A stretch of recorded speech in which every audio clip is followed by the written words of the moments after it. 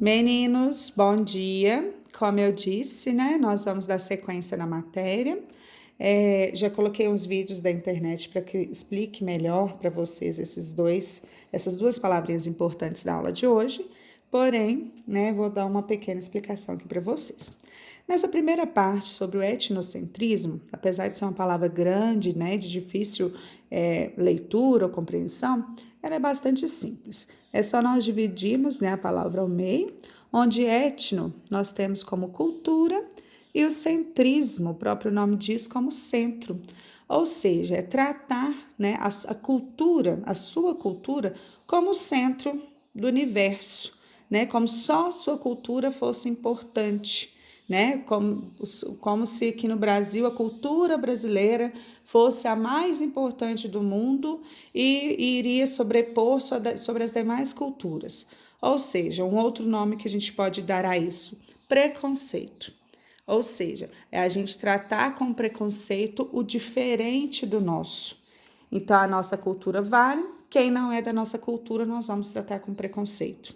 Né? Seria mais ou menos isso. Seria a gente ter preconceito com pessoas diferentes daquilo que a gente pensa ou da forma como a gente vive, né? Temos dois exemplos bem interessantes aí, que seria o seguinte, em relação aos índios, né? Como eles não estudam, como eles não frequentam uma escola, né? Então eles não têm cultura, né? Eles não têm tradições. Eles não têm inteligência, né? Eles não têm conhecimento. Então, seria a gente tratar com preconceito em relação a eles, como se a nossa cultura fosse a mais importante, né? Por eles não frequentarem uma escola.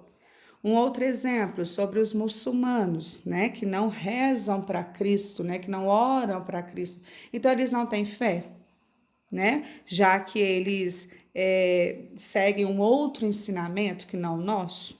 Então, seria, né, a gente tratar com falta de respeito às outras tradições diferentes da gente. Isso acontece muito com as tradições ocidentais, né, do nosso lado, do nosso continente, onde as pessoas, né, se acham superiores aos outros tipos de cultura, tá? Aí desvaloriza quem é o diferente, né? E a gente tem que entender que não existe, né, nem melhor nem pior. Não existe uma cultura melhor que a nossa, uma cultura pior do que a nossa, né? Então nós temos que entender que nós somos diferentes. Imagina no mundo inteiro, se a gente for pegar todos os continentes. Imagine se todos nós tivéssemos a mesma cultura, fôssemos todos iguais. Acho que perderia até um pouco a graça, né? Que é o que a gente vai ver agora em relação à diversidade cultural. Então, a gente não pode tratar, né, como a cultura que a gente vive, né, ou uma outra cultura que a gente adora, né, do termo de adorar, né, a gente não pode tratar com superioridade em relação às outras culturas. Nós temos que respeitar a diversidade, as diferenças culturais que existem no nosso planeta, tá? Nós temos que entender que existem condições diferentes das nossas. A gente não pode querer mudar, modificar a cultura do outro. Nós temos apenas que primeiro respeitar e, se necessário for, adaptar, tá? Nós temos que trocar experiências, trocar ideias, né? A globalização, né, a questão do capitalismo que vocês estudaram, né, já principalmente em história, nos trata, né, como se fôssemos iguais, né? Eu brinco muito dentro de sala de aula. Se tá na moda uma blusinha rosa, faz com que o mundo inteiro tenha essa blusinha rosa. Se tá na moda o boné da Nike, o mundo inteiro tem que ter o boné da Nike. Isso faz com que a cultura seja padronizada, né? Isso faz a gente perder um pouco da nossa herança, né? Da nossa diversidade, do nosso pensamento.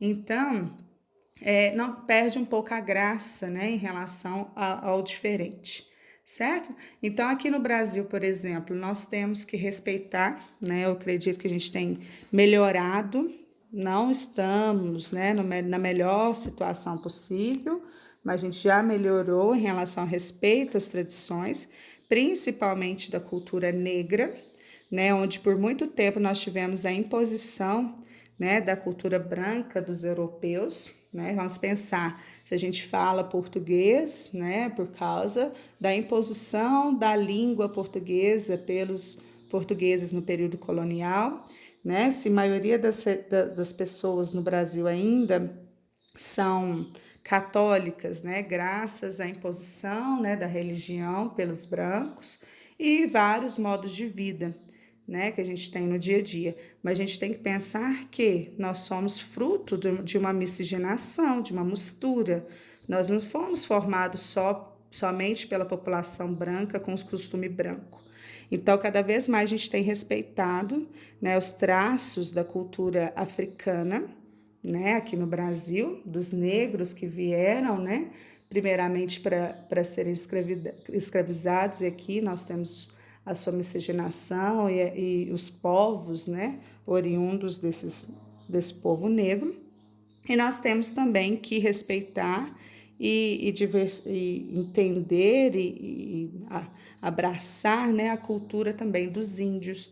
Né? Nós não somos formados apenas por brancos.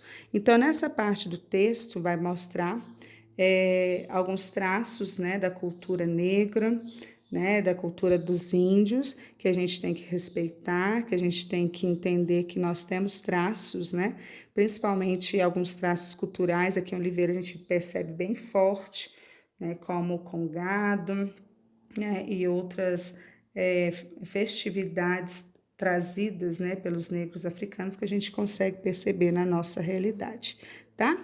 Então aqui vai falar um pouco da cultura brasileira, que não é apenas formada pela cultura branca, e a gente tem que fechar essa questão da diversidade cultural, que a gente, percebendo essa diversidade, a gente vai perceber melhor o mundo, né?